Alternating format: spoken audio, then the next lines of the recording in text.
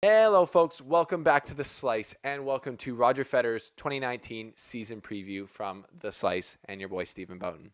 So in this video we're going to get to what happened in 2018 for Roger Federer and give him a little grade on his season. Had a bit of a weird end to it, and then we're going to get into what his goals should be for 2019, what we think he's looking to do, and we're going to address the biggest questions concerning his 2019 season. Like, is this going to be his last ever year? Is he going to play the clay? Is he going to play French Open? We're going to see. So welcome to The Slice, and let's get going on these very pressing questions. Welcome to The Slice. Hi guys, welcome to The Slice.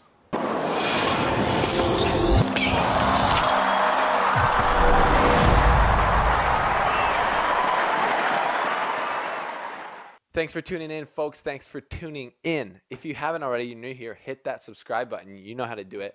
That makes you part of our community, and make sure you won't miss out on any videos coming up about the Australian Open for, which we are getting so psyched for here at The Slice. So what happened in 2018 for Roger? Well, a lot. Coming off of his 2017 season, which was one of the most crazy seasons that we've ever seen in the history of tennis, as far as his comeback and his rise back to dominance after about 5 years of not winning a major, etc., etc. He came back.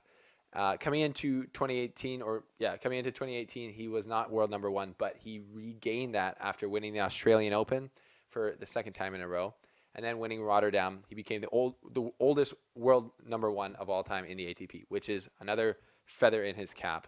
Just another one. His cap's getting pretty heavy, I'd say, with all these feathers. I'm surprised he doesn't have neck problems just walking around.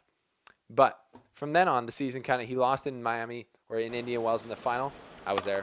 He had a pretty great Indian Wells, actually, because he got to shake The Slice's hand. So if you guys remember that, you can watch the little videos of me talking about the chance that I actually got to shake his hand, which was mind-blowing. That was really cool.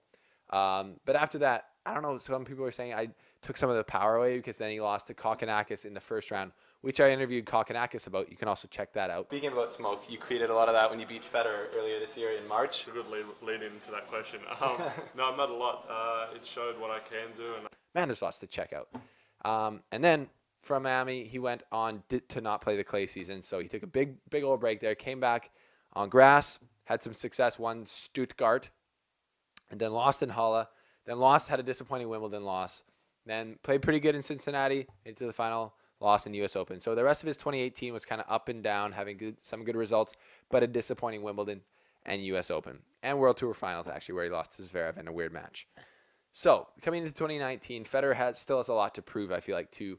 Well, he doesn't have anything to prove, but he is not just, he's been at the lead of the tennis world for so long now as far as the most wins, most Grand Slams, that he's not concerned anymore about proving anything to his peers, I think, or his fans. He wants to prove to himself that he can keep his level high and play and win at this age, which is crazy. So, I think he's in a race against himself right now.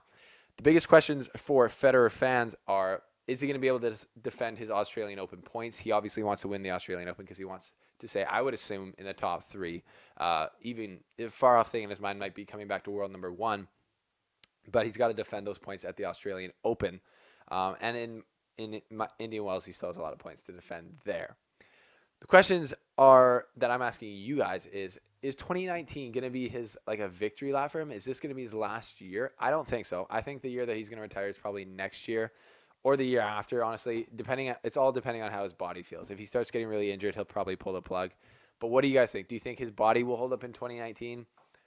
And do you think he's going to play any clay tournaments? I mean, he hasn't for the last 2 seasons, but I personally would love to see him play some clay because people forget how good he's been on clay. He's made 4 French Open finals or 5 and won it once. So that puts you up in the top very small percentage of clay court players of all time. But everyone thinks he sucks on clay, and that's not his style, but that's just because he's lost to the greatest clay court player of all time, Rafael Nadal, so many times. You got to put things in perspective in the grand scheme of things, not just in their little matchup.